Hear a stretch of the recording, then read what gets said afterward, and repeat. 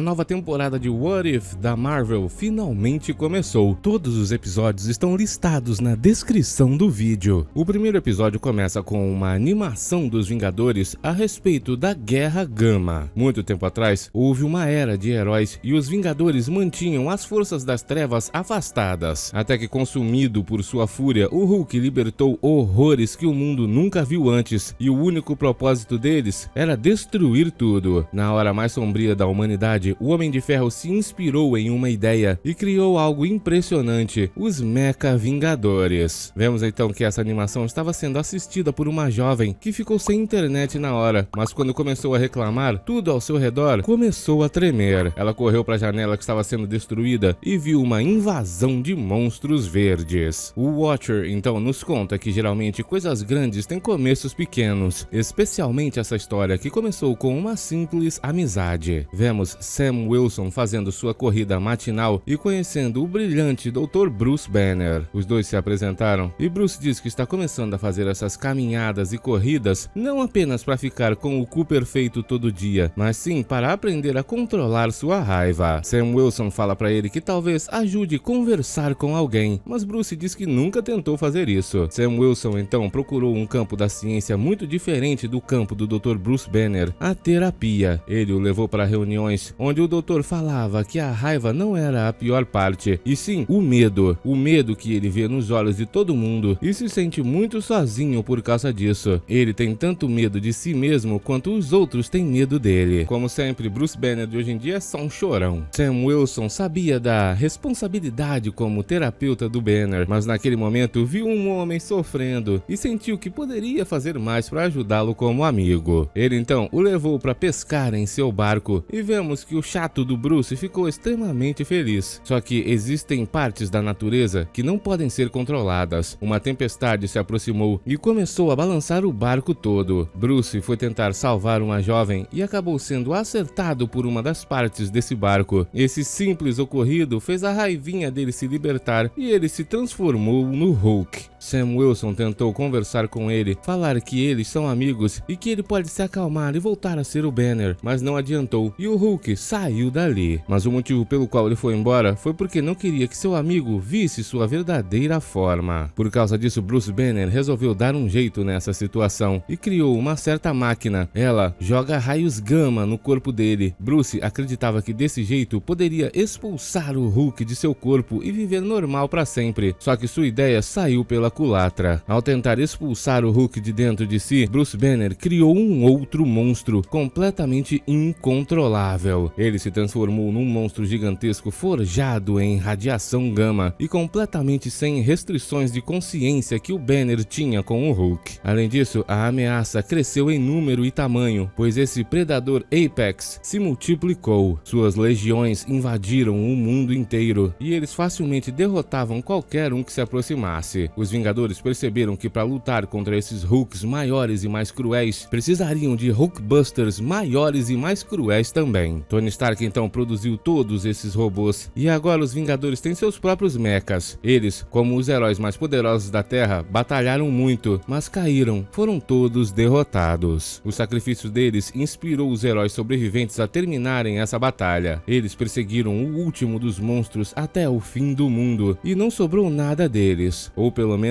era o que se acreditava. Questões não resolvidas raramente ficam escondidas por muito tempo. Somos levados então até 10 anos depois da Guerra Gama. O novo Capitão América Sam Wilson lidera seus amigos Bucky Barnes e Monica Rambeau até o porta-aviões voador. Chicago e outras cidades foram atacadas por feras Gama e mais feras estão surgindo a cada hora. Segundo Rambeau, isso pode ser uma onda 3 vezes maior do que a que eles enfrentaram na Guerra Gama. Numa reunião com todos os novos Vingadores, eles começam a se preparar para atacar essas criaturas e já encontraram até uma assinatura de Gama no Ártico. Ela tem a mesma impressão digital isotópica da fera Apex original. Monica Rambeau diz que eles precisam do Bruce Banner, mas Sam Wilson instantaneamente fala que não. Eles sabem como vencer essa guerra, pois já fizeram isso antes, e Sam quer ir até o Ártico com a Mônica eliminar essa criatura. Os outros Vingadores terão que ficar em seus territórios, mantendo seu povo protegido. Sam então sai dali e Mônica, conversando com o Bucky, diz que da última vez eles quase não conseguiram vencer a guerra, com certeza não terão a mesma sorte duas vezes. Ela insiste em dizer que a chave para tudo isso está com Bruce Banner e talvez ele possa terminar essa guerra. A mulher quer que o Bucky encontre o Bruce Banner. Depois disso, então, vemos que ela e o Sam Wilson chegaram com seus mechas até o lugar que a radiação estava marcando no satélite. No começo nada apareceu, até que de repente as criaturas começaram a sair por baixo deles. Os dois começaram o ataque e logo mais dois monstros apareceram. Utilizando seus objetos letais, eles acharam que iriam vencer, até que o chão partiu de uma vez e eles afundaram, vendo que milhares de criaturas estavam indo em direção à superfície. Sam e Mônica voltaram apressados e perceberam que lá já estavam milhares de criaturas mesmo, e logo à frente deles brotou o Apex. Ele está comandando todos os monstros que aguardam por suas ordens. Isso não é uma infestação, é uma invasão. O Apex cria uma onda de choque com um simples grito que faz os mechas do Sam Wilson e da Mônica caírem para trás. E depois o monstro lidera seu exército em direção à humanidade. Aquela onda de choque foi suficiente para enguiçar os dois robôs gigantes. Enquanto tentava consertar o seu mecha, Mônica recebeu uma ligação do Bucky. Ele já encontrou o Bruce Banner. Ele está em uma ilha abandonada. Alguma coisa lá deve ter despertado o interesse dele. Mônica então foi contar isso para o Sam, e mesmo assim ele não queria ir atrás do Bruce Banner, pois eles podem resolver tudo isso sozinhos, mas a mulher insiste. Parece que Sam Wilson tem mais medo do Bruce do que desses monstros. Sam tem que aceitar que conversar com Bruce pode ser a única coisa que vai impedir o mundo de acabar. Suas palavras convencem o homem, e ele vai voando com o seu mecha até a tal ilha. Ela se chama Ilha Astra, e caminhando pela mata, Sam encontra Bruce Banner. Ele o leva até o gigantesco bombardeiro da Segunda Guerra que ele reconstruiu para poder usar como casa. Lá dentro tinha uma antiga bomba nuclear que Bruce Banner disse estar desativada, mas mesmo assim Sam ficou preocupado. Bruce então pergunta por que Sam Wilson veio até ali. Está acontecendo uma invasão alienígena? Algum mago do mal? E ele diz que não. Na verdade surgiu um novo Apex. Bruce ficou em choque. Depois que Sam Wilson explicou a situação completamente, ele também falou que não sabe se conseguirão derrotar esses monstros sem a ajuda do Bruce, mas o cientista não vai fazer isso. Sam insiste em dizer que eles precisam do Bruce, mas o doutor fala que na verdade eles precisam é disso. Ele criou um plugin para uma interface do mecha e o chamou de Protocolo do Poderoso Vingador. Eles podem utilizá-lo contra o Apex e terão uma chance. Sam fica impressionado, mas mesmo assim ainda pergunta se Bruce vai ficar chorando, cheio de medinho, escondido, enquanto o mundo pode ser destruído. E chorando, pois ele só sabe chorar, Bruce diz que o Sam não sabe o que é medo. Ele não entende o que é se tornar uma ameaça, uma força viva de destruição. O mesmo blá blá blá de sempre. Sam Wilson fala que ele tem que enfrentar as coisas que o assustam. E aí Bruce diz que construiu aquele protocolo para poder proteger o mundo contra ele mesmo. Um monstro que não pode ser controlado. Sam diz que nunca viu um monstro quando olhava para o Bruce. Só via seu amigo e esperava que se ele enfrentasse esses monstros, talvez visse o que ele vê também. Sam Wilson então volta para o combate. Os outros Vingadores já estão prontos e se juntam para ele durante o voo. O homem então mostra o que Bruce Banner deu para ele e todos ficam impressionados. Menos o russo, que fala que nunca nenhum experimento do Bruce Banner deu errado, né? Essa é a única chance que eles têm, e Sam Wilson avisa que Bruce não vai aparecer. Os monstros já chegaram à costa e os Vingadores vêm para combatê-los. Eles descem o cacete nas criaturas por um tempo e depois saem voando. Eles vão começar o protocolo Poderoso Vingador. Descobrimos então que Bruce Banner encontrou uma maneira de juntar todos esses mechas gigantescos e uni-los em um ainda maior e muito mais poderoso. Graças a isso, eles conseguem batalhar contra aquelas criaturas com facilidade e derrotar diversas delas. Eles têm até um objeto letal novo e um escudo, e destroem várias, até que o Apex aparece. Ele começa a atacá-los e o Super Mecha Vingador Poderoso o acerta com uma descarga de energia extremamente poderosa, só que aí começam a perceber que as leituras gama dele estão disparando. O Apex simplesmente do nada causa uma explosão de energia gama e o gigantesco mecha foi desligado. Eles não tiveram a menor chance. Ninguém consegue religar o computador. Os danos foram críticos. De repente, Mônica percebe que tem algo chegando nos céus. É um gigantesco bombardeiro. Bruce Banner chegou e estava em um novo núcleo gama. Esse núcleo é aquela bomba nuclear. Os Vingadores falam que se ele liberar essa energia pela cidade, será algo terrível, mas Mônica explica que na verdade Bruce irá absorver toda a energia e vai entrar em estado gama crítico. Ele não pode fazer isso, mas Bruce nem dá ouvidos a ninguém e se ejeta do avião dentro da bomba. Ele diz que pela primeira vez não está com medo. Uma explosão então ocorre que manda todos os monstros para longe. O Apex logo se levanta e vê a gigantesca cratera. De dentro dela surge um novo Hulk monstruoso feito do Bruce Banner. Eles são dois Apex e vão lutar para ver quem vai comandar o exército. Todos só podem apenas assistir a batalha entre os monstros, mas logo de cara o Apex desce o cacete no novo Hulk monstruoso. Sam percebe que se eles não ajudarem, o bagulho vai ficar louco. Ele então vai pro mecha e consegue enviar apenas o braço dele em alta velocidade contra o antigo Apex. Ele cai e isso dá a chance que Bruce precisava para se levantar e utilizar uma espécie de bafo gama copiado do Godzilla para simplesmente deletar a existência do outro Apex. Essa foi fácil demais. Os outros monstros já ajoelharam para o novo Apex, que se virou contra os Vingadores. Eles queriam começar o ataque, mas Sam Wilson não permitiu. Ele então se aproximou como um louco dessa criatura gigantesca e tentou fazê-la perceber que ele é seu amigo. Sam Wilson e Bruce Banner, que está lá dentro, tem que abrir os olhos. Sam diz que sempre teve medo que todos vissem Bruce Banner como um monstro, mas de seu ponto de vista, ele só vê um amigo. Sam está pronto para apostar sua vida que Bruce ainda está ali consciente. E isso funciona. A criatura esquece de atacar todo mundo e volta pro mar. Todos os monstros o seguem. Os Vingadores salvaram um dia por pura sorte e talvez o poder da amizade. O Watcher diz que foi isso. A amizade tem muita força e a forma como uma pessoa se vê pode mudar a vida dela e também o destino do mundo inteiro. Vemos então que Bruce agora comanda os outros monstros lá naquela ilha. O episódio 2 começa com o próprio Watcher nos contando que no começo, antes das 6 singularidades e do início da criação, vieram os Celestiais. O que aparece pra gente é uma mulher que diz que agora, com o poder dos Guardiões Eternos fluindo através de seu corpo, ela obteve o poder da criação e dará origem a seu próprio renascimento. Só que aí não funciona e descobrimos que na verdade aquilo era a filmagem de um filme. Howard Stark é o diretor e aquela mulher, sua atriz principal, é a Agatha Harkness. O Watcher explica que nesse universo, a busca da Agatha Harkness por poder a levou a descobrir o Celestial crescendo nas profundezas do planeta Terra. Esse é o Celestial Tiamut e querendo pegar a energia cósmica dele para ela, a mulher se propôs a criar um feitiço para sugar esse poder dele. Mas realizar um ritual dessa escala exigiria uma produção igualmente grandiosa e por causa disso ela se voltou para uma indústria que cresceu com a reputação e o ego inflado de várias pessoas. Essa indústria é a indústria do cinema em Hollywood. E lá, o magnata multibilionário e homem mais inteligente da Terra, Howard Stark, ficou feliz em pagar a conta. Vemos que ele elogia muito tudo que ela acabou de fazer em frente das câmeras. Os efeitos especiais parecem magia e ela diz que é um pouco de magia do cinema. Só que não está funcionando e talvez eles precisem regravar tudo. Howard acha maravilhoso e começa a convocar todo mundo, inclusive seu assistente, o Jarvis. O homem diz que eles já refilmaram a última cena do terceiro ato 5 vezes, mas Howard não tá nem aí. A Agatha pediu e ele vai realizar. Vão filmar de novo, não importa quantas vezes sejam necessárias. Jarvis não entende o motivo por trás disso tudo. Lutas e explosões em filmes já foram vistas por todo mundo e a Agatha diz que ele tem razão. Eles precisam expandir o filme, assim dar um diferencial que ainda não tem. Precisam de muito mais poder artístico, talvez alguém para atuar ao lado dela, uma coestrela ao qual Agatha poderá roubar toda a atenção. Howard gostou muito dessa ideia e agora quer contratar um ator muito bom para ser o vilão dessa história e derrotado por ela. A rainha cósmica do filme terá uma cartada final que ninguém pode vencer. Ela brigará com esse novo vilão que apareceu na cidade e até mesmo dançará com ele, sem saber se está apaixonada ou se o odeia. Jarvis já está com nojo só de imaginar todas as cenas com dezenas de bailarinos, um de cada lado, e a iluminação que ficaria 3 vezes maior, só que suas palavras fazem Agatha e Howard gostar ainda mais. O bilionário então pergunta se Agatha já sabe qual ator eles podem convidar, e a mulher diz que sim, só existe um ator na Terra que pode completar o filme deles. Ela achou que conseguiria sem ele, mas agora percebeu que não dá. Ela precisa mesa do Kingo. Ele é a estrela do suposto filme mais magnífico de todos os tempos, A Ilha do Trovão. Rapidamente, o ator lá da Índia chega aos estúdios das produções Stark. Ele é recebido pelo Jarvis e fica em choque, pois achava que em Bollywood as coisas eram grandes, ali entretanto é tudo muito maior. Logo, o próprio Howard Stark vem recebê-lo. Ele conta tudo a respeito dessa nova cena que vão gravar para o filme e o homem diz que está preparado para tudo. Ele tem treinado para esse papel há muito tempo e só quer saber se poderá improvisar na cena de dança, e Howard diz que é claro que sim. Logo, eles vão começar a gravar. Howard comanda todo mundo no set de filmagens, tem diversas dançarinas e o ator se prepara. Eles então começam a gravar. É uma cena muito engraçada. O ator chega dançando e cantando com diversos outros homens numa coreografia impressionante. Isso representa um desafio lançado para a Rainha Cósmica e ela logo aparece para confrontá-lo. O último herói eterno chegou com uma tentativa desesperada de parar a mão cósmica da rainha, mas ela não vai permitir que isso aconteça. Agatha começa a dançar com suas dançarinas também e os dois partem para esse combate de dança. Cada um tem uma vez e o Howard está adorando tudo que vê. Enquanto dançam, Agatha se aproxima e diz que ele é a peça que estava faltando e ela esperou várias vidas por ele. Kingo diz que sabe disso, mas está ali para dar uma reviravolta no projeto de vaidade dela. Agatha fica impressionada, pois mesmo sabendo de tudo, ele teve a coragem de aparecer e o homem responde que é porque alguém precisa detê-la. Agatha fala que só está fazendo filmes de sucesso. Ele e os Eternos são os que querem destruir o mundo. Kingo insiste em dizer que ela não faz a menor ideia das forças que está se metendo e ela diz que ele também não. Tudo isso enquanto dançam no combate para a cena do filme e a mulher dá um conselho para ele. Nessa cidade, nunca se deve mexer com a pessoa que é o número 1 da lista de chamadas. Agatha então arremessa Kingo pro outro lado do estúdio e Howard fica louco com essa cena. O combate de dança ainda não acabou, mas aí Kingo resolve botar um ponto final nessa história e utiliza seus poderes para atacar a Agatha, que desvia com facilidade, e Howard fica impressionado, pois nada disso estava no script, só que eles não podem parar de filmar. A Agatha debocha dos poderes do Kingo. Eles são apenas disparos efetuados com o dedo dele. O homem, entretanto, diz que muita gente acha seus poderes extremamente impressionantes. Ele tenta utilizar mais uma vez contra a mulher, só que ela se defende com os poderes da Athena. Além disso, ela também tem os da Makari e do Gilgamesh e de todo mundo. Kingo fica um pouco irritado com isso e Agatha não para de demonstrar seus poderes e Howard fica cada vez mais impressionado. A mulher parte para cima do Kingo, o derruba, depois desvia de seus ataques de novo, continua dançando e depois derruba mais uma vez no final para deixar claro que ele não tem a menor chance de vencer. A cena termina de ser filmada e o Howard está praticamente infartando de tanta alegria. Ele diz que realmente pareceu que os dois queriam se eliminar, mas eles falam que estão apenas atuando. Para comemorar o sucesso da gravação, Howard chamou todos os funcionários para uma festa em sua gigantesca mansão logo acima da placa de Hollywood. Jarvis fala para todo mundo que a casa é tão grande que vai fazê-los questionar a decência do capitalismo. Depois que todo mundo vai embora, Kingo pergunta se Agatha pretende eliminá-lo e ela diz que ele está enxergando tudo errado. Ela não é a vilã do filme, na verdade é a heroína. O homem não acredita nisso, pois ela eliminou os amigos dele e depois subtraiu os poderes deles. A mulher fala que ele está enganado mais uma vez. Ela não eliminou ninguém, apenas pegou emprestado os poderes. Ela garante que os amigos dele estão a salvos no depósito. Kingo, entretanto, exige que Agatha liberte seus amigos e a mulher promete que vai libertá-los, mas apenas depois de salvar o mundo contra o terceiro ato, a surpresa que está crescendo no centro da Terra. Só que essa é a parte difícil e ela não vai conseguir fazer sem o Kingo. Ela precisa da energia dele para completar o feitiço e salvar tudo que ama. Kingo diz que Arishem o transformou no eterno primordial. Ele precisa proteger Tiamut. Bilhões de vidas irão despertar quando ele as criar. Mas Agatha diz que ele está indo longe demais. Não tem como Arishem ter conquistado ele. O planeta está condenado e Kingo sabe que não é como os outros Eternos. Ele não viveu só entre a humanidade, ele viveu como eles. Agatha então mostra todos os filmes nos quais Kingo estrelou e diz que ele viu toda a beleza da humanidade contando suas histórias. Isso é algo que apenas um ator pode fazer. Kingo diz que isso é verdade. Atuar é a profissão mais nobre do planeta Terra. Só que mesmo assim ele não vai trair Arishem. Agatha então diz que Howard pode dar um contrato de 3 filmes pra ele se o homem aceitar, e ele aceita na hora, só que vai exigir um camarim só pra ele e também quer um filme do jeito que ele quer que seja, apenas com filmagens estranhas e o rosto dele sem nenhuma expressão. Agatha diz que em nome do destino da humanidade ela vai permitir que isso aconteça, e como a última exigência, Kingo quer que ela traga de volta seus amigos. Os dois então formam um contrato. Assim que tocam suas mãos e as energias se misturam, Arishem aparece. Ele viu tudo que eles estavam planejando e diz que os dois escolheram o lado deles. Agora irão perder a vida. Sabendo que Arishem está chegando, Kingo diz que eles precisariam do poder de outro celestial para detê-lo, mas Agatha já sabe muito bem o que fazer. Eles então vão para a gigantesca mansão do Howard Stark e dizem para ele que tem uma excelente ideia para o terceiro ato do filme e estão prontos para começar a filmar imediatamente. Jarvis, entretanto, diz que por causa de todas as outras tentativas anteriores, ele já destruiu os cenários e teriam que refazer tudo. Kingo e Agatha terão que pensar em uma maneira de gravar em algum outro lugar, mas tem que ser um lugar que pareça amaldiçoado, como uma casa mal assombrada ou coisa do tipo. E rapidamente Agatha vê o Observatório Griffith bem na outra montanha ali na frente. Lá deve ser grande o suficiente para todas as runas que ela precisa. Jarvis diz que seria impossível conseguir a permissão necessária para filmar lá a essa hora da noite, mas Howard não tá nem aí. Ele vai comprar tudo e eles podem começar a filmar agora. Todos só precisarão entrar na limusine para ir até lá. Só que Kingo já tem um outro veículo, uma gigantesca nave espacial, coisa bem de alienígena, mas Kingo diz que na verdade é mais um robô espacial. Howard está rindo muito e Agatha percebe que ele sempre soube de tudo. E o homem diz que é claro que sim, ele é a pessoa mais inteligente do mundo, é claro que sabia. Além disso, ele também sabia que economizaria muito dinheiro em efeitos especiais usando magia de verdade. O homem então fala que eles podem fazer o que quiser lá, só tem que permitir que ele filme tudo, pois está sentindo que vai ganhar muito dinheiro no futuro. Enquanto isso, no espaço, Arishem vem em direção ao planeta Terra. Lá dentro do observatório, tudo está terminando de ser preparado. Jarvis ajuda a Agatha pintando as runas na parede, até que o Howard a chama. Tem alguma coisa se aproximando e Kingo percebe que é o Arishem. Todos têm que se apressar para começar a gravação. Agatha então vai para seu lugar e começa o ritual. Kingo está preso como se fosse uma espécie de sacrifício. Os feitiços da Agatha ativam todas as runas e a energia sai de dentro do Kingo em direção a ela. A mulher absorveu tudo e finalmente tem o poder necessário. Ela dispara sua energia contra o centro da Terra e atinge o celestial Tiamut que está sendo criado ali. Graças a isso, ela começa a sugar todo o poder dele e instantaneamente algo impressionante acontece. É tanta energia que expulsa todo mundo para fora do lugar e uma Agatha gigantesca brota lá de dentro. A mulher agora é um ser celestial e realmente possui os poderes de uma rainha cósmica. Ela está impressionada até que simplesmente do nada o outro celestial, Arishem, brota atrás dela. O celestial diz que deve ser estranho para um ser tão primitivo de repente ter um poder cósmico, mas Agatha não está pressionada. Ela diz que cósmico sempre foi o seu destino. Arishem, entretanto, diz que ela é uma herege e será julgada como tal. Só que a mulher parte para cima dele e os dois começam um embate. Howard Stark está filmando tudo extremamente impressionado e o mundo inteiro também observa essa batalha. Agatha desce o cacete nele, mas Arishem de repente diz que a vaidade está a cegando e a acerta com várias pancadas. Um celestial cria vida, ele não glorifica sua própria existência. A mulher tenta atingi-lo com várias descargas de energia, mas erra todas, e Arishem diz que ela sempre será humana demais para manejar esse poder. Só que a mulher diz para ele que na verdade não errou, ela estava apenas atuando e preparou um feitiço nas costas dele. O celestial não entende como, e ela fala que conseguiu, pois é a melhor atriz do mundo. A Agatha então começa a sugar toda a energia desse celestial, e agora alcançou níveis nunca antes imaginados. Depois que tudo acaba, Kingo diz que eles podem voltar à gravação, mas Agatha fala que o show ainda não terminou. Com esse poder, ela pode ter tudo o que quiser. Kingo achou que ela queria salvar o mundo, mas ela diz que estava apenas o enganando com toda aquela conversa. Agora, ela quer que ele e todo mundo se ajoelhem perante ela. Howard ficou mais animado ainda, e Kingo diz que com todo esse poder, ela pode destruir o mundo inteiro e refazê-lo como quiser. Para salvar a todos, Kingo resolve conversar com ela e tentar fazê-la perceber que como atriz, ela apenas quer mostrar seu talento para todo mundo e as pessoas precisam dessa magia magia para ser feliz, a magia do cinema. Ela é a melhor de todas e Agatha aceita as palavras dele. Ela resolve voltar para terminar a gravação e logo chega a noite de estreia. Tudo é lindo, eles gravaram o maior sucesso de todos os tempos e Howard Stark está pronto para abandonar o negócio dos objetos letais. Kingo então fala para Agatha que depois que ela reviveu os outros Eternos, eles disseram que eliminar o Arishem chamou a atenção dos outros celestiais e eles com certeza vão aparecer. Agatha não se preocupa, ela diz que eles podem esperar pela continuação. O Watcher aparece para dizer que às vezes basta um filme para te lembrar que tudo é possível, até um final feliz. Além disso, quem não gosta de um suspense? E vemos os outros celestiais aparecendo atrás dele. O episódio 3 começa em 1991, durante uma noite em Nova York, quando o Soldado Invernal foi eliminar os pais do Tony Stark. O Watcher nos explica que nesse universo algo diferente aconteceu. Essa noite seria um evento cujas ramificações seriam sentidas por décadas, algo crucial para a formação dos Vingadores, só que tudo foi extremamente diferente. A história começou com o Guardião Vermelho sendo enviado por seu oficial lá da Rússia direto para os Estados Unidos numa missão secreta. O Guardião Vermelho, o primeiro super soldado da Rússia, não acredita que vai participar de uma missão tão besta. Acontece que o Guardião Vermelho ouviu falar que a Torre mandou informações secretas ali para a base na Rússia, e essa tal de Torre é um agente secreto infiltrado no governo dos Estados Unidos. O Guardião Vermelho quer essas informações para ajudar em alguma coisa, mas seu superior Dreykov apenas insiste que ele tem que ir infiltrado para os Estados Unidos para outra coisa. Dreykov então recebe uma ligação e pede para que seus funcionários descongelem o Soldado Invernal. Assim que ouviu essas palavras, o Guardião Vermelho ficou em choque. Ele diz que o Soldado Invernal é um lixo da Hydra. Ele é muito melhor do que aquela porcaria. Além disso, o soldado nem mesmo é russo de verdade. Dreykov apenas fala para ele que todos ali são família e tem que agir como um time. Não tem problemas que seu irmão, o Soldado Invernal, vá ter uma missão diferente da dele. Como não tem outra escolha, o Guardião Vermelho resolve aceitar sua missão, mas subtraiu os dados da missão do Soldado Invernal. Ele foi direto para o aeroporto, partiu para os Estados Unidos enquanto o Soldado Invernal era acordado lá na base. Ele já está pronto para obedecer e já partiu para sua missão, saltando de um avião sem nem utilizar paraquedas. O Soldado Invernal tem que eliminar os pais de Tony Stark e já se preparou, só que dessa vez, enquanto ele ia atrás dos dois, o Guardião Vermelho também apareceu. Ele chegou lá junto do Soldado Invernal e tentou impedi-lo de eliminar os pais do Tony Stark, dizendo que se Howard Stark voltasse vivo para a cidade e avisasse que o Guardião Vermelho e o Soldado Invernal estavam ali, todos iriam se preparar para a revolução contra os capitalistas. Mas mesmo assim, o Soldado Invernal tentou eliminar todo mundo e o Guardião Vermelho teve que começar um combate contra ele. Por sorte, o homem realmente é bem poderoso e conseguiu bater de frente com o Soldado Invernal. Enquanto eles combatiam, vemos que as autoridades chegaram e os dois tiveram que fugir. Eles se esconderam na mata enquanto eram procurados. E também percebemos nesse momento que, além de eliminar os pais do Tony Stark, o Soldado Invernal também queria aquela maleta com algum tipo de substância lá dentro. O soldado então entra em contato com o pessoal lá da Rússia e diz que tiveram algumas complicações na missão, e seu oficial falou que essa missão acabou de falhar. Ele tem que agora voltar sozinho para a extração. O Soldado Invernal ficou em choque, pois ele nunca falhou em uma missão. Howard Stark foi levado pela ambulância e logo o Dr. Bill Foster, chefe da divisão de ciências da SHIELD, chegou para investigar. Uma policial explica para ele tudo o que acabou de acontecer e também mostrou para ele essa trilha de coisas azuis que os dois suspeitos deixaram. A policial gostaria de saber o que é aquilo e o cientista apenas disse que é algo que pode mudar o destino da humanidade. Bill então fala para todo mundo que eles têm que fechar todos os meios de transportes ali da região, pois estão lidando com dois super soldados lá da Rússia que são extremamente perigosos e irão eliminar qualquer um que se aproxime. Na manhã seguinte, o Soldado Invernal e o Guardião Vermelho foram comprar um lanche ali num fast food e o Guardião Vermelho não parava de reclamar que tudo ali é capitalista demais. Por sorte, o Soldado Invernal lida melhor com essas situações. Enquanto comiam, o Guardião Vermelho disse que eles precisavam procurar a Torre, que é o contato que a Rússia tem ali nos Estados Unidos. Graças àqueles arquivos que ele subtraiu lá do Dreykov, ele descobriu que a tal torre está escondida em Las Vegas e eles precisam ir até lá. Assim poderão começar a revolução nos Estados Unidos. Sem contar que ele pode tirar os dois dali, e para fazer isso ele subtrai um carro para ir até lá. Na estrada já tem uma blitz. O próprio Bill estava lá e foi conversar com eles. O Guardião Vermelho não sabe disfarçar e o homem acabou desconfiando. Por causa disso, o Soldado Invernal teve que começar o ataque e eles aceleraram o carro para fora dali. O soldado e o Guardião Guardião foram cercados, mas por sorte o Soldado Invernal tinha um gigantesco objeto letal. Parece que ele subtraiu das autoridades quando ninguém percebeu. O cientista e a policial estavam atrás deles, mas o soldado conseguiu fazer o carro deles virar e eles foram pro meio do milharal. Lá, Bill utilizou sua arma secreta e aumentou muito de tamanho. Assim, ele conseguiu correr atrás do carro do soldado e do Guardião. O próprio Guardião Vermelho não entende por que tudo nos Estados Unidos é tão grande. Eles tentam fugir, mas o Bill está se aproximando cada vez mais e agora não tem outra escolha. O Guardião pega seu escudo, o acerta contra o rosto do Bill e depois salta em direção a ele, conseguindo derrubá-lo. Ele volta pro carro e elogia os trabalhadores que fizeram essa belíssima obra de arte da engenharia. Como tem um precipício à frente deles, o Soldado Invernal acelera o carro e eles tentam saltar, mas é claro que não conseguem e vão lá pro fundo. Até mesmo o Watcher ficou em choque. Quando as autoridades acharam o carro, estava tudo destruído e eles não estavam lá. Por sorte, conseguiram encontrar um mapa com uma página faltando, a página de Las Vegas. Depois de cair com o carro, eles foram até uma veterinária procurar coisas para se consertar e o Guardião Vermelho ajudou o Soldado Invernal. Ele então explicou que veio de uma família de pessoas humildes, mas teve a honra de ser escolhido para ser o Guardião Vermelho, o primeiro super soldado da Rússia. O Soldado Invernal, entretanto, não sabe de onde veio, ele não se lembra de nada, e o Guardião Vermelho fala que ele é muito poderoso e também tem uma mente poderosa, apenas precisa fechar os olhos e tentar se lembrar. O Soldado Invernal então faz isso e se lembra de algum lugar iluminado com uma placa escrito Coney Island. O Guardião Vermelho ficou feliz e disse que ele é o grande herói de Coney Island. O próprio Guardião tem muito orgulho de lutar ao lado dele. O homem então saiu dali para subtrair mais um carro para que eles possam continuar a viagem e o Soldado Invernal recebeu uma ligação. É o General Dreykov. Ele diz que as ordens da missão mudaram. Agora, o Soldado Invernal vai ter que eliminar o Guardião Vermelho. Ele se tornou um risco e não pode voltar para a Rússia. O fracasso dessa missão não será tolerado e vemos que o Soldado Invernal ficou bem triste com isso. Os dois então continuaram e chegaram até Las Vegas. Eles foram até o cassino onde a torre se esconde e o Guardião Vermelho está muito nervoso. Eles batem a porta do tal agente secreto e descobrem que ele, na verdade, é um americano. Não era quem imaginavam. O Guardião Vermelho estava todo animado para começar a revolução e libertar o proletariado. Só que a torre explicou que ele não é um espião russo, é um americano e apenas vende informações para a Rússia. Tudo que ele quer é dinheiro e queria se livrar dos Stark para poder faturar no lugar deles. Mas como o soldado e o Guardião falharam na missão, isso agora não será mais possível. A torre então quer eliminar os dois, mas ele está na frente do Soldado Invernal e não tem a menor chance de fazer isso. O soldado bloqueia todos os seus disparos e depois utiliza o escudo do Guardião para enviá-lo para fora do hotel. O Guardião nem ficou triste, a torre não era um bom homem. O que está o preocupando agora é que parece que o pessoal lá na Rússia não se importa com eles, apenas com dinheiro. Soldado Invernal diz que pensou errado a respeito do Guardião Vermelho, ele é um bom homem. As autoridades então chegam ao lugar e eles precisam fugir. Os dois combatem alguns soldados que chegaram ali e depois tem que saltar pela janela para poder escapar. Com seu braço mecânico, o Soldado Invernal se agarra ao prédio e eles chegam bem lá no solo. Os dois saem correndo e o Bill, junto de várias autoridades, vão atrás deles. O homem aumenta de tamanho mais uma vez. Ele pega o Guardião Vermelho, mas o Soldado Invernal dá um soco na canela dele e o Bill solta o homem. Depois ele tenta acertar o Guardião com um soco que se defende com seu escudo e depois empurra o Soldado Invernal lá pra cima, que desmaia o Bill com um socão no queixo. Os dois estão muito felizes, pois trabalham em equipe muito bem e tentam se esconder em um prédio abandonado ali perto. Todas as autoridades já foram chamadas, só que quem já estava lá dentro do prédio eram os agentes russos que foram enviados pelo Dreykov para eliminar o Guardião e garantir o sucesso da missão. Eles têm até um manual com as palavras secretas que comandam o Soldado Invernal e tentam utilizá-las para fazê-lo destruir o Guardião Vermelho. O Soldado Invernal conta isso para ele. Ele não tem como deixar de obedecer a essas palavras e o Guardião tem que pegar aquela substância e correr dali para poder escapar. Só que o Guardião Vermelho não vai fazer isso. Se a Rússia o traiu, ele vai trair a Rússia também e destrói aquela substância. Os dois agora têm que lutar juntos e o Guardião diz pro Bucky tentar lutar contra essa lavagem cerebral. O soldado começa a ler as palavras e Bucky segue firme, tentando não deixá-las controlar seu cérebro. Antes de acontecer, ele manda o Guardião viver sua vida normalmente nos Estados Unidos como se fosse um cidadão, afinal ali é a terra das segundas chances. Quando o soldado terminou as palavras, vemos que o Soldado Invernal não teve sua mente controlada. Eles então partiram para lutar pela sobrevivência e a amizade deles mudou o curso da história. O Soldado Invernal foi levado de volta à Rússia e disse que o Guardião Vermelho estava sem vida. Ele então voltou a sofrer lavagens cerebrais e vemos que o Guardião Vermelho agora era professor de uma escola nos Estados Unidos. Unidos. Um dia, Bill chegou com aquele escudo dele e lhe ofereceu uma oportunidade. O Guardião Vermelho nesse universo se tornou parte dos Vingadores. O episódio 4 começa com algo impressionante. Acontece que a Darcy se casou com o Howard o Pato e os dois tiveram um herdeiro. Aquele é o bebê deles, um ovo. Isso é algo impressionante. O Watcher aparece para dizer que em apenas um instante o mundo inteiro do Howard o Pato e a Darcy mudou. Nós mal sabíamos que o bebê deles estava destinado a mudar o mundo de todos os outros também. Naquela noite que Thor fez uma festa gigantesca no planeta Terra, Darcy e o Howard o Pato se conheceram e logo se apaixonaram, se casando em Las Vegas. Mesmo que a festa tenha acabado e as leis cósmicas tenham sido quebradas, os convidados não foram embora, pois agora a Terra estava ligada com o resto do cosmos e isso não pode mais ser mudado. Vemos que Darcy e Howard levaram o bebê deles para casa e cantavam músicas para colocá-lo para ninar. O Watcher observava tudo e vemos que o casal está muito feliz, pois agora são uma família de verdade. Até que de repente, uma das convidadas da festa do Thor apareceu para convidar os dois para um grande cruzeiro do Grão-Mestre através das estrelas. Todas as despesas já foram pagas e eles só têm que se divertir. Como Darcy não nega nada de graça, os dois vão partir nesse cruzeiro divertido e ficam em choque ao ver tudo que terão direito lá. Eles então são teleportados direto para dentro da nave junto de seu bebê pelo próprio Grão-Mestre. Lá dentro, eles estão impressionados com tudo ao seu redor, até que o próprio Grão-Mestre aparece para recebê-los. Ele diz que agora é a vez do papai e da mamãe se divertirem. Por causa disso, preparou as melhores babás do universo para tomar conta do bebê deles, enquanto os dois se juntam a ele para um jantar exclusivo, onde são os convidados de honra e sentarão ao lado dele. Darcy tenta ler o cardápio, mas não consegue, pois está em um idioma alienígena, e Howard vai utilizar seu celular para traduzir tudo. Ele fica preocupado, pois no meio da tradução parecia que o Grão-Mestre convidou todos para devorarem o Howard e a Darcy, mas aí ele percebe que não. Na verdade, é apenas uma refeição, e o Grão-Mestre começa a apresentar a todos qual será o prato principal. É algo que foi nascido de dois mundos, uma verdadeira maravilha cósmica. Darcy e Howard ainda estão distraídos, até que Howard termina de ler o cardápio e fica em choque. O prato principal é o bebê deles, e já está ali sendo colocado no fogo. Darcy está em choque, eles não podem deixar que isso aconteça, até que o Yondu aparece. Ele acerta o Grão-Mestre e consegue pegar o ovo. Darcy fica feliz, pois o homem acabou de salvar o bebê deles, mas na verdade ele não está ali para isso. Ele vai levar o bebê para vendê-lo para o colecionador. Darcy e Howard conseguem sair dali de fininho e subtrair uma nave para ir atrás do Yondu, mas infelizmente ele consegue despistá-los e os dois não sabem mais o que fazer. Por sorte, Darcy teve uma ideia. Ela entrou em contato com a SHIELD para falar pro Nick Fury que alguém subtraiu o bebê deles e eles querem que a SHIELD faça alguma coisa. Nick Fury garante que essa é a prioridade número 1 da SHIELD, recuperar o ovo dos dois, pois no dia que esse ovo nasceu, aconteceu a convergência cósmica, um momento onde os planetas se alinharam. Foi um sinal. O bebê deles é algo com um extremo poder e não pode cair nas mãos erradas. De repente, Nick Fury recebe a informação para onde o bebê foi levado e o Howard conseguiu ouvir, aumentando a potência dos microfones. Nick Fury fala que vai resgatar o bebê deles e eles não precisam se preocupar com nada. O homem termina a ligação e depois de ouvir para onde ele foi levado, o Howard sabe exatamente o lugar onde fica o esconderijo do colecionador. Vemos que Yondu já estava lá, mas o colecionador já não existe mais. Ele foi colecionado e é um outro homem que está em seu lugar. Yondu fala que tem uma mercadoria extremamente valiosa e já recebeu muitas ofertas dos elfos negros e até de um deus do Olimpo. O preço acabou de subir, só que aquele homem fala que Dormammu não vai pagar por nada e hipnotiza o Yondu para levar o ovo. Seus seguidores vêm logo atrás e eliminam o homem. Darcy e Howard chegaram até aquele lugar e vão se infiltrar pelo esgoto. Eles conseguem chegar bem no caminho daquele pessoal da seita do Dormammu, chegando até onde começa uma espécie de reunião, e o ovo deles foi levado até ali no centro. Uma das pessoas da seita explica que aquilo ali é a cerimônia de despertar do Dormammu. Eles vão utilizar o ovo dos dois como uma espécie de receptáculo para Dormammu e ele poderá voltar a esse plano. O ovo é seu hospedeiro e Darcy não quer que isso aconteça, até que de repente uma granada de fumaça chega ali. Nick Fury apareceu com o resto da SHIELD para levar o ovo embora. Ele fala que a SHIELD é a única que pode manter esse ovo em segurança e Howard já fica em choque. Ele e a Darcy vêm chegando e agradecem pela ajuda, mas o ovo tem que ficar com eles, pois os dois são os pais. Nick Fury, entretanto, fala que a SHIELD não pode confiar um ser tão poderoso a um casal de de pais de primeira viagem. Os dois não poderão ficar com o bebê. Antes que Nick guarde o ovo, entretanto, aquele homem consegue teleportá-lo para fora da maleta com seus portais. Ele é um mago, famoso inimigo do Doutor Estranho. Howard e Darcy correm atrás do ovo e conseguem pegá-lo depois que sai de um desses portais. Os dois então fogem dali e estão sendo procurados por todo o universo. Eles foram até Jotunheim para pedir ajuda ao Loki para se esconder ali por um tempo. O gigante de gelo terminou seu novo resort e vai permitir que eles passem um tempo ali. O gigante só aceitou isso porque o Howard prometeu que iria fazê-lo padrinho do filho deles. Do nada, eles são interrompidos por uma nave que se aproximou e de dentro dela saiu Nick Fury e os agentes da SHIELD. Eles querem o ovo de qualquer maneira. Darcy, Howard e Loki terão que correr, mas do outro lado já estava o pai do Loki com seu exército, pronto para tomar o ovo deles. Ele quer utilizar esse ovo para retornar Jotunheim à sua antiga e gloriosa forma, e Nick Fury já chega dizendo que não vai permitir que isso aconteça. De repente, um raio atinge o resort. Era ninguém menos do que o próprio Zeus. Ele chegou para buscar o ovo que ele viu escrito nas estrelas. Durante essa confusão, Howard conseguiu pegar o bebê e correu com ele junto da Darcy. Todo mundo tá atrás dele e agora até os elfos negros chegaram. O pessoal do Dormammu apareceu logo em seguida e depois deles, todos os funcionários do Thanos. Eles descobriram que existe um tal ovo mágico e agora também o querem para poder entregar pro próprio Thanos. Howard e Darcy continuam correndo, o ovo cai da mão deles e eles ficam o tempo todo tentando recuperar. O Grão-Mestre também apareceu e começou a teleportar o ovo, mas Zeus atingiu sua nave com um raio e o bebê caiu de novo. Logo em seguida, o próprio Thanos aparece achando que seus funcionários o chamaram para algo importante e quando viu que era apenas por causa de um ovo, ficou decepcionado. Esse ovo estava prestes a cair do precipício, mas Howard conseguiu pegá-lo. Ele, junto da Darcy, utilizaram um escudo para descer pela neve e Loki os ajudou a não serem pegos pelo seu pai. Eles continuaram e conseguiram escorregar para um lugar bem longe. Agora estão ali sozinhos com seu ovo, mas o exército de todo mundo que quer pegar o bebê deles está chegando. Os dois se perguntam se vai terminar assim. A vida deles será eliminada e tudo que lhes sobrou é cantar a última canção de seu bebê. Eles então começam a cantar e parece que isso despertou algo dentro do ovo. Ele saiu flutuando e todo mundo parou para observar, pois o poder era extremamente lindo. Agora todos querem ainda mais esse ovo e partem para cima dele, mas quando se aproximam, o ovo utiliza descargas de energia para simplesmente deletar a existência de todos que chegam perto. Nick Fury consegue se esconder e o ovo continua eliminando todo mundo que se aproxima. Darcy e Howard não param de cantar e o bebê deles elimina todo mundo ao redor e começa a se abrir. Quando faz isso, ele suga a energia de todo mundo e Zeus, percebendo que deu tudo errado, fugiu dali. Depois de sugar todo mundo, o bebê finalmente nasceu. Nick Fury se aproximou e disse que percebeu que os dois, na verdade, são os melhores pais que aquele bebê poderiam ter e vai permitir que fiquem com ele. O homem então sai dali e vemos que Howard e a Darcy levaram o bebê para casa. Eles irão chamá-la de Birdie e o Watcher estará sempre observando tudo. O episódio 4 começa com o Watcher indo direto até o final de uma certa história muito trágica. Ele diz que quando você vê tantas guerras quanto ele já viu, acaba se acostumando, mas a parte difícil é assistir mundos caírem sem necessidade. Tudo porque um herói não pode mais se levantar para ter seu momento. O Watcher, entretanto, fez um juramento e então apenas observa. Nós vemos a Federação de Ferro, um futuro próximo do planeta Terra. Alguém está se esgueirando pelas ruas da cidade, passando por diversos robôs, e o Watcher explica que em todas as variações desse universo, Riri Williams é a última e melhor esperança. Mas em todos que ele observou, não importa o quanto ela lute e por quanto tempo se esforce, ela sempre falha no final. Sempre. Ela se aproxima de um certo bar para se encontrar com uma mulher que prometeu que teria o que ela queria. É uma espécie de forno micro-ondas completamente analógico. Riri quer saber quantos mais aquela mulher consegue arranjar, mas a mulher está preocupada, pois, segundo os rumores, Riri quer montar um objeto letal e ela diz que a jovem tem que ter cuidado, porque quando a Federação prestar atenção nela, a história vai acabar. De repente, os robôs aparecem. Tudo aquilo foi armado. A mulher queria entregar a Riri. Segundo a jovem, esse é o problema de hoje em dia. Você nunca sabe quem é verdadeiro ou falso. Ela então atinge aquele forno contra a face da mulher, pega a única peça de dentro dele que lhe importava e tenta correr dos robôs. Acontece que alguns deles são falsos, apenas ilusões holográficas, e outros são verdadeiros, mas não dá pra saber qual é qual. Ela tem que correr de todos e, utilizando a tecnologia que ela mesma criou, conseguiu consegue chegar até o teto, só que de repente o Visão aparece. Ela espera que seja apenas um holograma, mas não é o verdadeiro Visão. Ele está preparado para eliminá-la, mas de repente disparos são efetuados e o robô deixa a Riri cair. O pessoal da Aliança já estava lá embaixo pronto para resgatá-la. Eles lutam contra a Federação de Ferro e são os últimos sobreviventes. O mago que está ali com eles consegue prender o Visão num campo de força por tempo suficiente para que eles possam escapar. O Watcher então explica que aquela é tudo que sobrou da Terra. Nesse universo, o celestial Tiamut conseguiu crescer e sair do centro do planeta, destruindo tudo ao seu redor. Isso aconteceu antes que os Eternos pudessem detê-lo. Depois de tudo, um certo homem viu o caos como uma oportunidade. Ele é o egocêntrico engenheiro Quentin Beck, que assumiu as indústrias Stark, e o que se seguiu foi uma longa e prolongada guerra entre uma aliança da resistência e a Federação de Ferro do Beck. Com a vitória ao seu alcance, Beck queria garantir que a aliança desse seu último suspiro antes que ele perdesse a vida, pois os anos se passaram e ele ficou muito velho. Como último ato, ele descobriu onde ficava a base da aliança e mandou o Visão até lá destruir tudo. Vemos que a Riri estava sendo levada até essa tal base e estava em choque no caminho, pois haviam destroços das vidas de bilhões de pessoas. A aliança explica que resgatou a Riri, pois ficaram sabendo que ela conseguiu comprar a última peça que precisava para projetar um objeto letal que pode destruir o Visão, e isso é de grande interesse para eles. Riri fica em choque, pois eles estavam a espionando e todos admitem que sim. Aquela mulher de Wakanda diz que aquele projeto que a Riri preparou pode desacoplar o Vibranium do corpo do Visão, mas ela ainda vai precisar de muito mais equipamentos para destruí-lo completamente, e eles possuem esses equipamentos lá na central da aliança. Riri diz que não confia em ninguém, pois tudo isso pode ser como um navio afundando, e eles garantem que a aliança realmente é um navio afundado. A base deles fica no Titanic. Lá dentro estão as últimas forças da aliança, e eles levaram a Riri até o laboratório. Ali tem tudo que ela precisa para construir seu objeto letal. Muitas pessoas perderam a vida por tudo isso, e dizem para Riri que se ela ainda tem esperança no planeta Terra, precisa começar a trabalhar. A jovem, entretanto, pede apenas um lanchinho, pois seu cérebro trabalha melhor alimentado. De repente, alguém avisa a general da aliança que alguma coisa com a densidade variável acabou de aparecer ali. Todos os soldados entram imediatamente em formação para proteger o laboratório. Nada pode chegar até ali. Eles começam a se espalhar e se preparam para defender o lugar, mas a mulher de Wakanda já desceu e encontrou vários soldados sem vida. Ele está aqui. A general pergunta quanto tempo Riri precisa para construir esse objeto letal, e ela diz que umas 12 horas. Riri então pergunta quanto tempo ela vai ter, e o mago responde que 7 minutos e meio. Esse é o tempo que o feitiço de proteção vai garantir. Riri não tem outra escolha. O feiticeiro e os outros saem lá de dentro prontos para encarar o Visão, que estava ali no navio destruindo todos os soldados. Eles não significavam nada perante o robô extremamente poderoso, e a Riri começou a fazer seu objeto letal reclamando o tempo todo, dizendo que 7 minutos não são suficientes. Visão estava procurando por eles, e quando chegou até a parede do laboratório, não conseguiu atravessá-la. Ela estava protegida pelo feitiço do mago, e o próprio mago explica que o Gasparzinho Visão não vai conseguir atravessar essa parede pelos próximos 5 minutos. Todos então partem para cima dele, mas vemos que não tem a menor chance de derrotá-lo. Visão é extremamente poderoso, e Riri, enquanto isso, está lá construindo seu objeto letal. O mago se esforça para utilizar seu feitiço e proteger as outras duas mulheres, mas todos são derrotados pelo golpe final. O feitiço acabou e Visão conseguiu invadir o laboratório. Por sorte, Riri conseguiu terminar seu objeto letal, mas não funcionou, porque ela escolheu a frequência e inverteu a polaridade. Agora sim, ela acertou tudo e efetuou o disparo contra o Visão. Depois, todo mundo a encontrou. Ela ainda estava viva e Visão estava caído a seus pés. Ela conseguiu, e agora sem seu cão de guarda, as ilusões do Beck terão muito menos efeito. Talvez haja esperança para mudar o mundo. Agora, eles têm que pensar em mudar o lugar do esconderijo, pois o Beck já sabe onde fica. O resto dos soldados perderam a vida. Vemos que Beck viu as últimas gravações do Visão e o momento que ele foi eliminado pela Riri. Agora, ele quer vingança, pois não sabe quem é essa jovem. Quando o que sobrou da aliança saiu do Titanic, o mago destruiu o navio em honra a todos os soldados. Enquanto Riri observava o corpo do Visão, o Watcher apareceu dizendo que a jovem perdeu tudo que tinha, amigos, família e até mesmo o mundo que ela conheceu. Ela se agarrou a essa luta para se sustentar, mas no final, essa luta irá irá eliminá-la. Enquanto a jovem observava o corpo do Visão, ela teve uma ideia. A jovem foi contar pro resto do pessoal que eles podem levar a luta até o Beck. Sem o Visão, a rede de ilusões é tudo que sobrou pra ele. Só que Riri já sabe de um jeito para remover essa rede de ilusões. Todo o processo do Beck é executado em uma rede nanotecnológica e para derrubar, elas têm que ficar atrás das linhas inimigas, explodir os nanitas que alimentam essas ilusões e assim tudo vai acabar. Uma das mulheres, entretanto, explica que o quartel-general dele fica em um pedaço fragmentado do planeta Terra do lado distante do anel de asteroides. Tudo lá é completamente fortificado, cheio de objetos letais. Não tem como nem eles se aproximarem. Sem contar que seria um mundo cheio de ilusões e eles não saberiam o que é real. Mas Riri garante que pode fazê-los passar pelas ilusões. Ela pode se conectar ao sistema do Beck utilizando as peças do Visão. O Watcher fica triste ao ouvir essas palavras, pois vai tudo começar de novo. Vemos que Riri começou a trabalhar em sua invenção. Com essa, ela criou mais do que apenas uma armadura. É uma fusão entre ser humano e máquina. Isso eleva a jovem a níveis de consciência nunca antes alcançados. E o mago está com dúvidas a respeito de tudo isso, pois não dá para saber o que acontecerá com a mente dela quando ela se transformar. Talvez ela desista de tudo, mas Riri garante que não vai fazer isso. Ela quer destruir o Beck. Quando sua invenção termina, vemos que Riri agora consegue atravessar paredes igual ao Visão e também pode enxergar o que é ilusão e o que é verdadeiro. Eles então chegam até a base secreta do Beck e lá a Riri, utilizando seus novos poderes, guia todo mundo para se desviar de todos os objetos letais, os verdadeiros e os falsos. Tudo está indo bem, mas a sua roupa começa a dar curto-circuito e Riri perde sua capacidade de ver as ilusões. Ela então cai no meio do campo e é acordada pela general da Aliança. Eles têm que continuar, pois os outros ficaram para trás para distrair as forças do Beck. As duas correm e conseguem se infiltrar na central do Beck. Lá dentro, Riri chega até o computador central e vai tentar desligar tudo, mas é nesse momento que ela percebe a verdade. Era tudo uma ilusão, até mesmo a general. Beck a enganou e conseguiu prendê-la. A jovem diz que isso não faz sentido, não era para nada estar ali, mas o Beck planejou tudo porque ele é a rede. Ele injetou os nanitas em seu corpo e agora pode controlar todas as suas ilusões com um piscar de olhos. Como programou o Visão, ele desligou a capacidade da Riri de atravessar paredes. Agora que sabe que ela trouxe essa tecnologia até ele, Beck teve uma ideia. Ele pode viver para sempre com o corpo do Visão. O homem então vai remover essa tecnologia da Riri, mas isso irá eliminá-la. Ela tenta lutar um pouco e consegue quebrar aquele lugar onde está, mas o homem tem muitas ilusões e mostra todos os amigos dela sem vida lá naquele campo. A jovem fica desesperada. Tudo que ela lutou para defender acabou de ser destruído e ela já não tem mais forças para se levantar. O Watcher então nos fala que é nesse momento que tudo acaba. O espírito da Riri está exausto. Ela viu demais, perdeu demais e sua vontade de lutar se acabou. Agora ela vai perder tudo completamente até sua vida. Beck começa a remover a tecnologia do corpo dela e sem conseguir assistir isso mais uma vez, o Watcher dá as costas. Só que num momento ele para e diz que não. O Watcher então sussurra nos ouvidos da Riri a mandando lutar. Ela tem que se defender e isso dá forças para a jovem puxar sua tecnologia de volta. Ela, além disso, remove os nanitas do corpo do Beck e ele vai ficar ali no chão para perder a vida, enquanto ela utiliza seus poderes para desligar suas ilusões e passar uma mensagem para todo o povo do planeta. Os Vingadores vão voltar e todos terão uma chance no futuro. Tudo isso foi graças à intervenção do Watcher. E vemos que outros seres estavam observando tudo e diziam que o Watcher quebrou o juramento de novo. Eles não podem permitir que isso continue e de agora em diante vão continuar a vigiar o Vigia. O episódio 6 começa no Velho Oeste, um lugar de possibilidades infinitas e de vilanias incalculáveis. Alguns vilões estavam no lugar efetuando 10 disparos contra um sino, pois eles dizem que depois dessas 10 badaladas, alguém irá aparecer, é o que diz a lenda. E esse alguém logo aparece. O Watcher diz que até mesmo os lugares mais traiçoeiros têm um jeito de gerar os heróis mais verdadeiros. E aqueles homens chamaram esse herói para poder eliminá-lo. Ele não veio sozinho, está junto da Gaviã Arqueira. O herói então remove seu chapéu e parte para cima desses vilões. Ele desce o cacete em vários, ao mesmo tempo que a Gaviã Arqueira utiliza seus disparos precisos para remover os objetos letais das mãos deles. Juntos eles conseguem derrotar a todos a tempo do herói pegar seu chapéu e ele pergunta para um desses homens onde está o capuz. O herói fala que ele está saqueando canteiros de obras por todo o oeste e levando os trabalhadores. Ele precisa dar um ponto final nisso. Só que aquele vilão não se importa com um bando de chineses desaparecendo, mas na hora que o herói o ameaça, ele diz que o capuz está indo em direção ao ponto Pegasus. E segundo os boatos, o capuz está de olho nesses dois heróis. Depois de obterem a informação, os dois saem dali, e o Watcher nos conta que mesmo nesse lugar terrível, ainda existem pessoas que cavalgam na direção para se tornarem uma lenda. Ele então continua explicando que a esse ponto todo mundo já entendeu a respeito das infinitas realidades paralelas que existem e as pequenas escolhas que podem causar grandes mudanças em todas elas. Só que nos fins mais distantes do multiverso, as coisas podem ficar um pouco estranhas. Ali tudo é possível. Você não deve pensar o que aconteceria se, na verdade, tem que pensar o que está acontecendo. Nesse universo, por exemplo, Ultron foi programado com trilhas sonoras de diversos shows, mas mesmo nos mundos mais distantes do multiverso, uma coisa infelizmente permanece uma constante: a injustiça. E no universo do Shang-Chi, isso não foi exceção. Tentando escapar da sombra da tirania de seu pai nesse universo, Shang-Chi e sua irmã Xu Xialing foram para os Estados Unidos no final dos anos 1860. Eles, entretanto, descobriram que o sonho americano não era o que prometeram, e os imigrantes se tornaram trabalhadores forçados pela mão do Capuz, um misterioso chefão do crime. Ele percebeu que poderia consolidar seu poder explorando o medo que os moradores locais sentiam de seus novos vizinhos, os chineses. Mas quando Xialing viu essa injustiça em primeira mão, ela procurou sozinha o Capuz e reagiu, só que nunca mais foi vista. E quando correu o boato que o Capuz tinha feito Xialing e os vizinhos de refém, ninguém se importou em procurá-los, exceto o Shang-Chi. Ele uniu forças com Kate Bishop, a Gaviã Arqueira, uma atiradora de elite, com seu próprio ressentimento contra o Capuz. Juntos, eles partiram na missão de encontrar o Capuz. Quando chegaram ao lugar que aquele homem do mal falou, não encontraram ninguém. E Kate comentou que quando o Capuz foi até a propriedade da família dela, ele deixou tudo daquele jeito também, sem nenhum sobrevivente. Eles estão perto de encontrar o Capuz, e Kate fala que vai garantir que ele perca a vida. Só que o Shang-Chi completa, dizendo que não antes dele contar onde está sua irmã. De repente, um pequeno jovem chinês aparece pedindo por ajuda. Ele diz que o Capuz apareceu e levou seu pai e todo mundo. O vilão chegou do nada, como se fosse um calafrio, e levou todos em um trem fantasma. Esse trem foi para aquele lado. Shang-Chi fica em choque, pois não tem rastros no chão, mas o jovem garante que foi isso que aconteceu. O pequenino até mesmo quer se juntar aos dois heróis para pegar seu pai de volta. Ele sabe diversos golpes que poderão ser úteis contra o Capuz. A Gaviã Arqueira então encontra uma pequena trilha correndo pelo solo do deserto. Parece que leva direto até os vales. Parece que o garoto estava certo. Eles então vão pegar o caminho por cima das montanhas. Assim poderão alcançá-los na passagem. Por algum motivo, Shang-Chi vai levar o moleque junto. Eles então sobem a montanha e depois de esperar um tempo ficam em choque, pois realmente aparece um trem fantasma ali. Eles vão correndo atrás desse trem e conseguem saltar nele. Shang-Chi fica em choque, pois o trem flutua com uma tecnologia estranha. Eles até mesmo atravessam um precipício voando. Todos então invadem o vagão e encontram a tecnologia do Capuz que faz esse trem flutuar. Essa parece ser uma das invenções do Stark. Em outro vagão, o Capuz tem muitas munições e objetos letais. Isso é suficiente para tomar o país inteiro. No próximo vagão estão todos os trabalhadores, incluindo o pai do moleque. Só que eles parecem ter sido hipnotizados. No próximo vagão, os heróis são surpreendidos pela presença de um exército do Capuz, liderados por um de seus puxa-sacos. Shang-Chi quer saber onde está o Capuz e sua irmã, mas aquele homem que se apresenta como Sonny Burt afirma que apostou no futuro que o Capuz irá trazer para esse país, um futuro de libertação. Ele apenas recrutou aqueles trabalhadores para ajudar nessa mudança de mundo, e quem não estiver no lado dele vai sofrer. Shang-Chi diz que aquilo tudo não parece liberdade. Ele então dá um sinal para o jovem utilizar seus golpes para escapar de dois soldados que estavam com ele. O moleque sai correndo e o homem fala para os heróis que não quer violência. Se eles querem ver o Capuz, apenas precisam esperar, pois o Capuz também quer vê-los. Eles então são levados ao próximo vagão e o homem manda seus funcionários eliminarem aquele moleque. O Watcher nos conta que o jovem foi inspirado pelo Shang-Chi a ser o herói de sua própria história, mas tragédias podem acontecer até com as almas mais corajosas. No momento que o moleque estava prestes a ser eliminado, o Watcher disse que não seria dessa vez e interviu de novo. Ele empurrou os homens para fora do trem e disse que às vezes até os heróis mais corajosos precisam de um empurrãozinho. Logo, o trem chegou até a estação do Capuz. Ali é onde Shang-Chi terá a oportunidade de falar com o próprio Capuz. A senhorita Bishop não, ela terá que ficar no trem, pois o Capuz só quer falar com os 10 anéis. japonês. Shang-Chi a manda não se preocupar, ele vai deixar um pouco para ela. Quando Shang-Chi desce do trem, rapidamente o capuz aparece. Ele diz que o herói provou ser um adversário formidável e agora quer que ele se junte a ele. Shang-Chi diz que nunca iria se juntar a ele e o capuz fala que então nunca irá descobrir o que aconteceu com sua irmã. Mas Shang-Chi quer arrancar essa informação do capuz. Os dois então começam um embate e vemos que o capuz é extremamente poderoso. O moleque observava tudo e ao mesmo tempo o funcionário do capuz conversava com a Kate Bishop, até que de repente lá fora o capuz simplesmente desapareceu. Essa é a habilidade que o torna assustador. Dentro do trem, o homem abriu um certo relógio com uma canção hipnótica. Kate Bishop começou a cair sob esse efeito e enquanto ela era hipnotizada, o homem contou que fez isso também com os pais dela e depois os eliminou e a partir daí utilizou a fortuna deles para construir todo o seu império e ajudar o capuz, que por sinal estava lá fora descendo o cacete no Shang-Chi. Só que o herói percebeu que ele deixava pegadas e aprendeu o padrão. Ele então conseguiu acertar o capuz com 2 pancadas extremamente poderosas e o vilão revelou sua verdadeira identidade. Era a irmã do Shang-Chi. No dia que ela encontrou o capuz, ela conseguiu derrotá-lo e subtraiu seus poderes. Ela não é a vilã dessa história, é a heroína que quer libertar todo mundo e pede para que seu irmão se junte a ela para salvar as pessoas. Mas o homem diz que ela não está salvando ninguém, está tirando a liberdade de todo mundo e ele não pode deixar que ela continue. E a mulher também diz que não pode deixar ele vivendo então. Ela então começa a atacá-lo com seu objeto letal e Shang-Chi se desvia de todas as tentativas, tentando convencê-la a voltar a si. Tudo que ela está fazendo é errado, mas a mulher insiste em dizer que está salvando todo mundo, transformando os trabalhadores em um exército que vai garantir que esse país se torne um lugar bom para todo mundo no futuro. O embate continua e Shang-Chi diz que não foi para isso que eles vieram para esse país. Sua irmã então consegue derrubá-lo e dentro do vagão, Kate está prestes a perder a vida. Todos irão ser eliminados, só que o moleque não vai deixar. Ele viu o sino do trem e começou a tocá-lo. Isso fez a Kate Bishop e os trabalhadores despertarem e ela eliminou todo mundo lá dentro do vagão. Esse sino deu força para o Shang-Chi continuar na batalha e a Kate não eliminou aquele homem. Ela disse que ele não merece isso, tem que sofrer muito ainda e o desmaiou. Do lado de fora, Shang disse que não iria lutar contra sua irmã e simplesmente desistiu. Se ela não é mais sua irmã, ele também não quer ser irmão dela e vai permitir que ela o elimine. O homem então se prepara para aceitar o destino e a mulher parte para eliminá-lo, mas é impedida por um disparo efetuado pela Gavião Arqueira. Kate Bishop eliminou a irmã do Shang-Chi e quando percebe o que fez, pede desculpas pois não sabia que era ela. A mulher nem conseguiu dizer as últimas palavras nos braços do irmão. Shang diz que não foi culpa da Gavião Arqueira, tudo foi culpa do capuz, que por acaso saiu voando com o vento. Segundo o Watcher, às vezes a queda de uma pessoa significa a ascensão de outra. Aquele jovem será um grande herói um dia, e o Shang-Chi junto da Gavião Arqueira não vão desistir de defender o Velho Oeste. Enquanto assistia essa história terminando, o Watcher dizia que acabou melhor do que ele imaginava, até que ele foi surpreendido por aqueles 3 seres atrás dele. Eles disseram que o Watcher fez um juramento, mas eles também. Os 3 não vão permitir que o Watcher continue interferindo e partem para cima dele. Nesse embate, pedaços da 5ª dimensão onde o Watcher habita acabam se quebrando e vão parar em algum lugar. Obrigado por assistir, até o próximo!